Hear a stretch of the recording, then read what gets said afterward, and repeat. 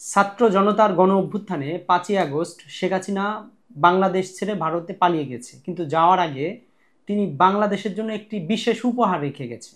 সেটি হচ্ছে 2024 সালে বাংলাদেশ দুর্নীতিগ্রস্ত দেশের তালিকায় 14তম হয়েছে। আজকে টিআইবির নির্বাহী পরিচালক ইফতেখারুজ্জামান তিনি টিআইবির যে বার্ষিক প্রতিবেদন সেটি প্রকাশ করেছেন। টিআইবি দুর্নীতির ধারণা সূচক সিপিআই 2024 প্রকাশ করেছে।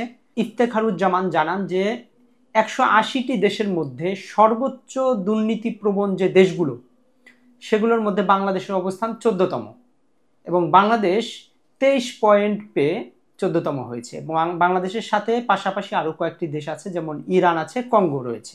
টিআইবির নির্বাহী পরিচালক বলেন, সিপিআই 2024 অনুযায়ী বাংলাদেশের স্কোর হচ্ছে 23, যা বিগত 13 বছরের মধ্যে সর্বনিম্ন। এবছর স্কোর বিবেচনায় উচ্চক্রম মানে ভালো থেকে খারাপ অনুসারে 2 ধাপ অবনতি হয়েছে বাংলাদেশের। 180টি দেশের মধ্যে বাংলাদেশের অবস্থান হচ্ছে 151তম এবং নিম্নক্রম অনুসারে 14তম হয়েছে বাংলাদেশ। শেখ হাসিনা তার বিদায় বেলায় তিনি বাংলাদেশকে বিশ্বের 14তম দুর্নীতিগ্রস্ত দেশ হিসেবে রেখে গেছেন 180টি দেশের মধ্যে, যা বাংলাদেশের জন্য শেখ হাসিনার এক বিশেষ পুরস্কার বলা যেতে পারে। কারণ যে হারে দুর্নীতি, ব্যাংক লুটপাট, বিদেশে অর্থ পাচার হয়েছে, এখন কিন্তু দেশ হাসিনা মুক্ত। এখন দেশ কি দুর্নীতি মুক্ত হতে পারবে, সেটা কিন্তু এখন সবচেয়ে বড় প্রশ্ন।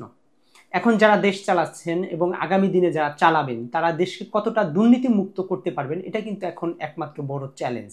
যে স্বপ্ন নিয়ে ছাত্র জনতা রক্ত দিয়ে বাংলাদেশকে ফ্যাসিবাদ মুক্ত করেছে, আগামীর বাংলাদেশ যে দুর্নীতি মুক্ত হতেই হবে এর কোনো বিকল্প নাই। কিন্তু আগামী দিনে বাংলাদেশ যারা চালাবেন বা যারা চালাচ্ছে তারা বাংলাদেশকে কতখানি দুর্নীতি মুক্ত করতে পারে, এটা কিন্তু একটা চ্যালেঞ্জ।